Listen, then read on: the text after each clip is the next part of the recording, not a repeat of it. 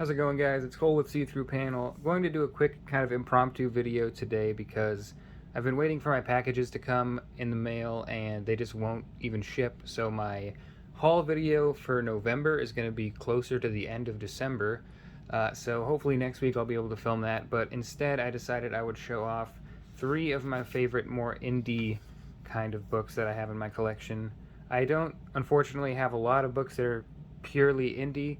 When I say indie, I mean not Marvel, not DC, not Image, not Dark Horse, not IDW, because although those things are kind of indie, they're not truly indie in the way that I think of it, where they're much lower key, lesser known creators. So this first one here, I'm not going to spoil stuff, by the way. I'm going to just talk about it roughly, go real briefly through it, showing off the art and the reasons why I like the books. The first one is Space Riders, published by Black Mask. These paperbacks were $17. This one's $13 actually. The first one's $13, second one's $17, and is created by Alexi Ziritt and Fabian Rangel Jr., written by Rangel Jr. and art by Alexi Ziritt with letters by Ryan Ferrier. So the main reason I like this is obviously Alexi Ziritt, but I gotta give a lot of credit to Fabian Rangel Jr. because the writing is so fun in this book. It's pretty much a heavy metal album, as you can see, in the form of comics, and it's just awesome. It's balls to the wall action, comedy, ridiculously over the top.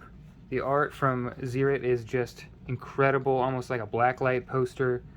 He does the colors himself. It's easy to tell because they match the art so perfectly. And I just want to get... It's going to be a shorter video, but I do want to show off a little bit of this before we go on.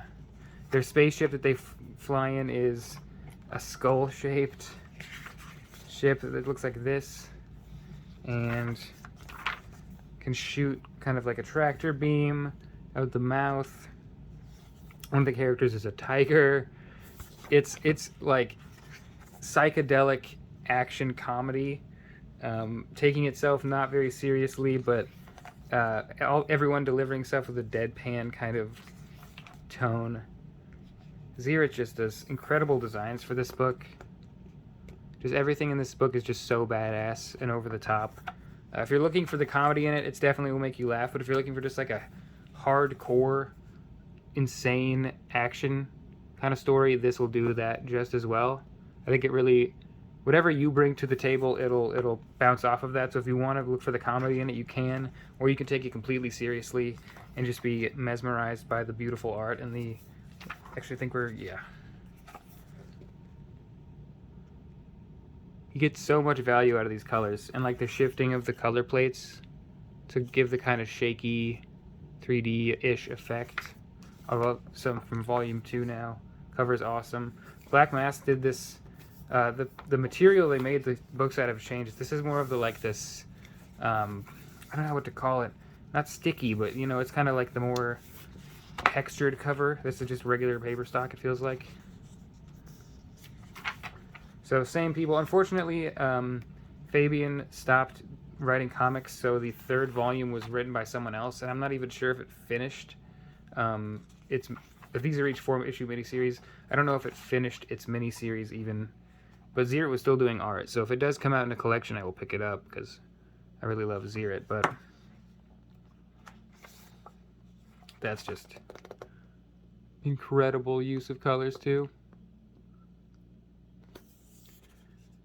Super well detailed, but like also very raw, very rough looking, but just being the perfect balance between intricate and what's the word? It doesn't look, you know, inexperienced, but it looks a lot more less edited, less processed, much more, I mean, I can't really think of any terms. It just looks indie to me. It looks like it hasn't had too many hands in it. It's just one guy doing what he does best, which is what I really liked about artists that color themselves and ink themselves, which he does both. So that, I would recommend both these a lot by Black Mask here. Black Mask does a lot of good books, but these are my favorite that have been put out by them. Next up, we got The Willows, Algernon Blackwood's The Willows by Nathan Carson and Sam Ford, published by, I believe, Floating World Comics. Yep. Floating World Comics for $13 US. So this, along with Space Riders Volume 1, is a cheap paperback with an absolutely breathtaking story. It's an adaptation of a short story, obviously by Algernon Blackwood, written by Nathan Carson, artwork by Sam Ford. It is a horror story, black and white. You can already see. Fahad and I talked about this on one of the early episodes of the podcast, and we really gushed about it there. If you want to check that out, early on in the channel. Just Sam Ford. I had never heard of him, and I still haven't seen any other comics from him. But he is just ridiculous on this book.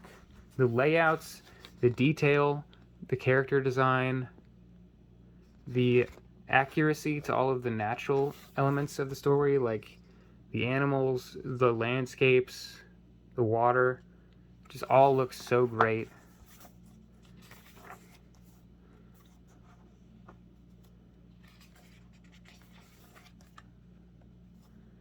Let's see if I can get some more.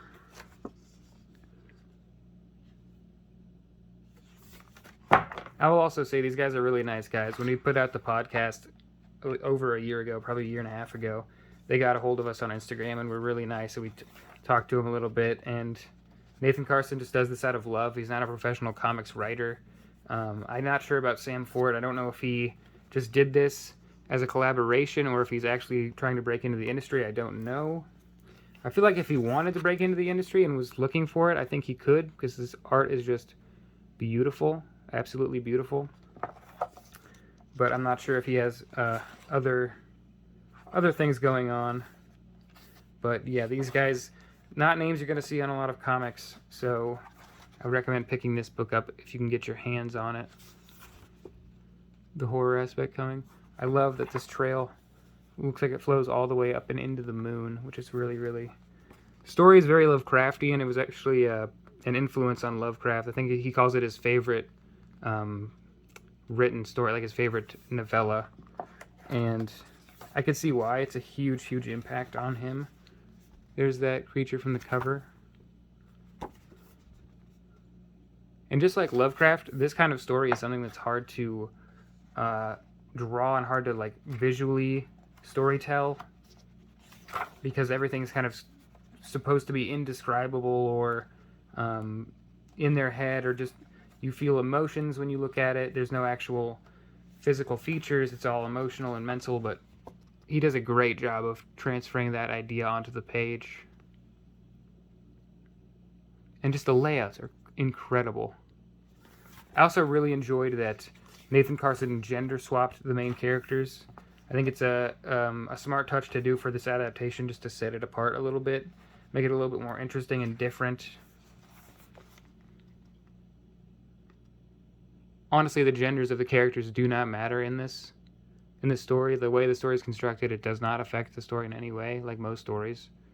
So I think it's nice to just have another layer to separate this book from the original prose. But I think I've gone on about that for long enough. Finally, this one not as indie, but for me it's something I haven't heard anyone talk about. It is The Man Who Shot Lucky Luke, published by Cinebook and retailing for $16 US. This is a story that I read digitally like years ago. I think at least 3 years ago, maybe 2, 3. I really loved it. I've never read any Lucky Luke, but I love Westerns.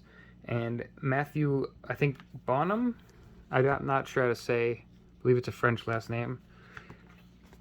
But I'm going to stick with Matthew because I'm not sure if Bonhomme is the right pronunciation. But he does everything in this book. It doesn't say he does letters, but I'm assuming he does because there's no credited letterer. I guess someone probably did the translation here. Translator Jerome Saint-Canton. Hopefully that's correct. So maybe he did the letters too on this. Redid the letters. So this is a Western, like I said. Opens with a man saying that he killed Lucky Luke. He destroyed the legend. And then we go back in time, and the whole story is figuring out how we got to that moment. And for me, the draw here was just the moody, atmospheric colors and rendering that Matthew Bonhomme does for this entire book. Like, the colors are so emotional and convey a lot of the tone and the atmosphere of what's going on in the story. It really elevates, I think, the script. It's a good script, but it is just basically an all ages Western, honestly. I wouldn't say it's a kid's story, but it's not, there's nothing that would set it apart and make it inappropriate for a kid to read. I think it even says 12 plus on the back, yeah. Which I did not know that going in. It reads just like an adult Western to me. There's no extraordinary violence or anything like that, but it is just a very, very well done Western. Reflections in the water look awesome there with the colors kind of bleeding down. And I just really, really love this. I've read it, I think, 3 or 4 times digitally. I actually haven't read it since I got this paperback, and it's got toothy paper. It's oversized, as you can see right there. And it just is just a good package. It is a paperback. The binding is just glued. Nothing special. So if I try and lay it flat, eventually I might break that, so I'm not going to try that. I don't know how widely available this is. I know if you speak other languages like French, you probably get this a lot easier and a lot sooner. But for us, it took us a long time in America to get this book, and I'm really happy that it actually got printed, because I'm sure there's a lot of Lucky Luke comics, and I'm sure not all of them get printed here, at least in a timely fashion. I just love the use of flat colors here. Doesn't overdo it, and he shifts from this more realistic coloring to very, very flat, monotone colors here, just to really make it makes it faster. I think the reading experience faster, because there's less different stimulus for your eyes to get latched onto here. Like the red here is very, like the red up against this wall is, I just don't see stuff like that. Like the character is the same color as the brick wall he's leaning on, and then Lucky Luke from behind takes on that same red. It's also matching his excitement levels in this. He gets red when he's all worked up, you know. Before that, we're entirely normal, realistic colors. Yeah, so this video was pretty fast and not anything too crazy, but I wanted to have something up before I do my next haul video, and I've been waiting for that for weeks now, so that should be up soon. I might have one more video this week before the haul next week. We'll find out, but let me know if you guys have read these. These are really awesome books that don't get talked about a lot. I think Space Riders gets a good amount of coverage, but The Willows and The Man Who Shot Lucky Luke are just not talked about in any of the circles that I'm in, so let me know if you've read these. If not, I highly recommend them. They're very different books for very different people. I think if you like crazy, wacky, off-the-wall sci-fi action, Space Riders is for you.